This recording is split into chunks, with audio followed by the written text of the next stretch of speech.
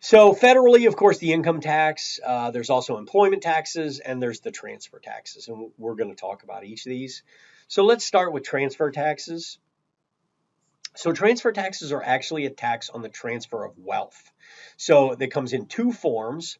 Gift tax, that's when you transfer something when you're alive, which is inter vivos, that's during your life, or at your death. And we usually think of those as estate taxes, right? Or death taxes, for lack of a better term. So these are taxed on the donor, not the recipient. When you receive a gift, that is tax free to you. There are three primary exclusions from these transfer taxes. One is the marital exclusion. So if I give something to my spouse or if I die and everything goes to my spouse, none of that transfer is taxed under the marital exclusion. There's an exclusion of up to 15,000 per donee from each individual donor. So I can give my kids up to 15,000, and that's not support, right? I'm required to give them food, clothing, and shelter. But I could just give a friend 15,000, and that's not subject to gift tax. That's not a taxable transfer. If my spouse and I do it together, we can give them 30,000. And we can give 30, the two of us could give 30,000 to as many different people as we wanted to. The unified credit translates into a deduction against these transfers. The deduction in 2021 is about 11.7 million, and we'll talk about how it's really a credit. It's not really a deduction, and we'll do a calculation where I provide an example of that. Here's the gift tax formula. So what you do is you add up all the gifts that you've ever made. You multiply that by the rate. So again, your base is transfers. You multiply that by a rate. You determine what your tax is. You get to back out anything that you're going to take the unified credit against. And you back out anything you've previously paid gift tax on. And that would give you the gift tax that's due on the gifts this year. At death, you probably could care less because you'll be dead. But here's the calculation formula for your estate taxes. So basically, you measure your entire gross estate. What's the fair market value of everything you own when you die? Then you can deduct your funeral and administrative expenses, so the cost of winding up the end of your life. You get to deduct any debts that you owe because obviously they're going to reduce the value of your estate. You're able to make charitable contributions from your estate and deduct those as well. And then anything eligible for the marital deduction is also part of here. Whatever's left over is your taxable estate. Because this is a unified transfer tax, you would then add in all the taxable gifts you've ever made. Because again, what you're really doing is you're totaling your lifetime gifts. So everything you've given at lifetime up to the last day. And now you're dead, so you can't take it with you. So what are you giving away? Okay, so you take that tax base, you multiply it by the rates, you get your tentative tax. Then again, you can apply this unified credit. That's equivalent to about 11.7 million. So we sometimes speak of it as deduction because it's easier to think about that way. So the implication is if I had an $11 million estate, taxable estate, the credit that I can take is going to wipe all of that out because it's the tantamount to an $11.7 million deduction. So it's not until I have, let's say, a $12 million estate that I'm actually going to pay any transfer taxes. And so this truly is a tax on only the affluent. Your estate needs to be pretty big. And the vast majority of Americans don't accrete anywhere near this degree of wealth. Mostly estate taxes are on the rich. Typically, you value the estate at the time of death. There is an alternate valuation that you can use 6 months later if the value is lower and it results in a lower tax liability. Okay, so here's the transfer tax rate structure, and you can see it's reasonably progressive. It starts at 18 and it goes all the way to 40. So what that means is, the lower your estate, the less it is. But remember, you really get that giant deduction against it. And so, if your taxable estate is $10,000, you're not really paying at 18% because that unified credit is going to wipe it out. That's why, over here on the right, I say as a function of the unified credit, the applied rate is 40%. That's because the applied rate is largely just 40%. So let's do an example. Bill's a single taxpayer. He dies in 21, no previous taxable gifts. He donates $500,000.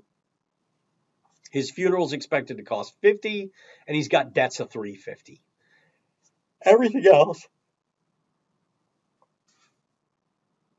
Everything else he's going to leave to his cousin Steve. So there's the transfer.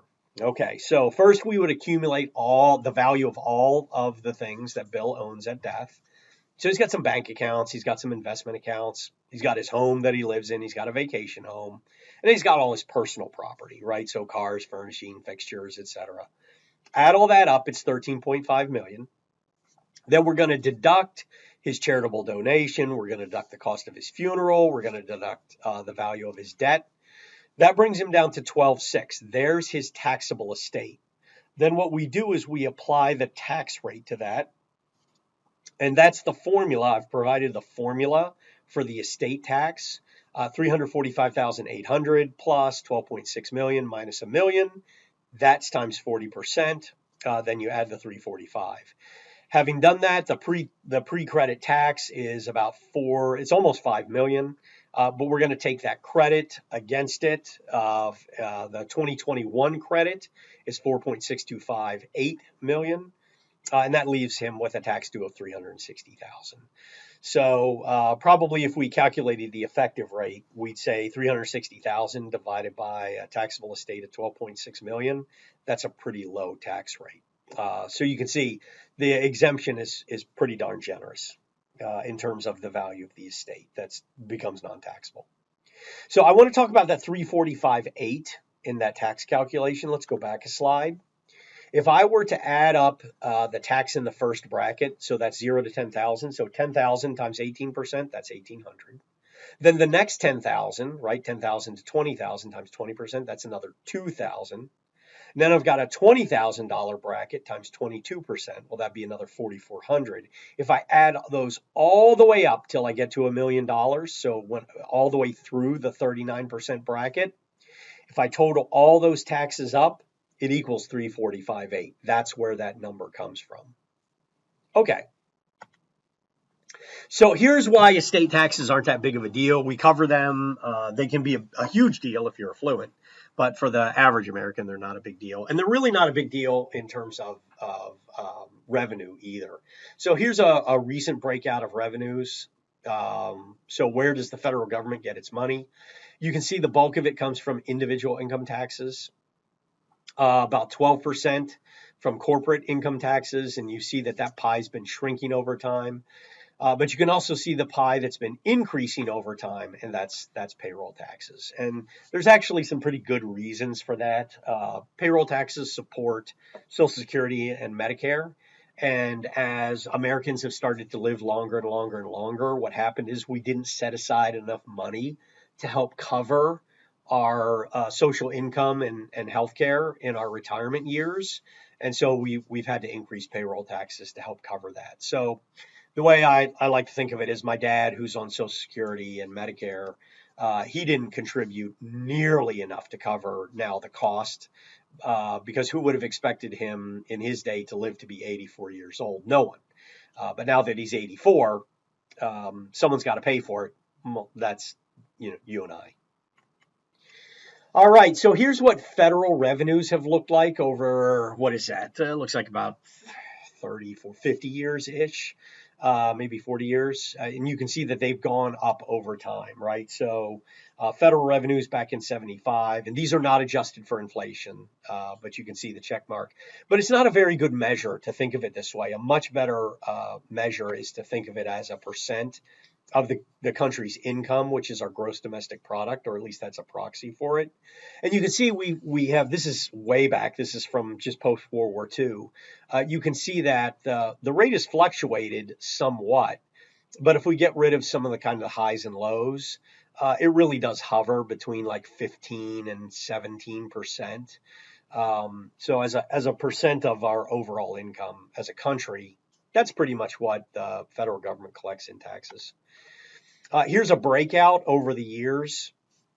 And again, you can see the oldest is starting at the right, moving to the left. There's been more weight given to individual, less weight given to corporate. Employment taxes are actually down since 1984, but you see the longer trend is they're up over time. Excise taxes have hardly changed, and everything else under the sun, other taxes haven't changed much either. And again, you can see there's a pretty stable level of taxes as a percent of GDP, since World War II.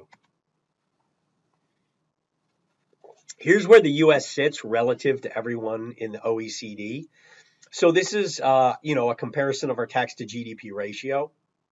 And you can see that, over on the far left, you see the socialist democracies, Denmark, France, Belgium, Sweden, Italy, Austria, Finland, Norway, Netherlands. They all have a much higher tax to GDP. They're also all considered to be, again, socialist democracies, and so they provide free healthcare to their citizens, et cetera, et cetera, et cetera.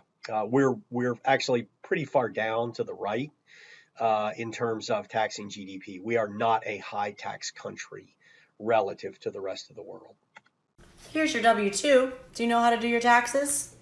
No, but I do know that the mitochondria is the powerhouse of the cell, so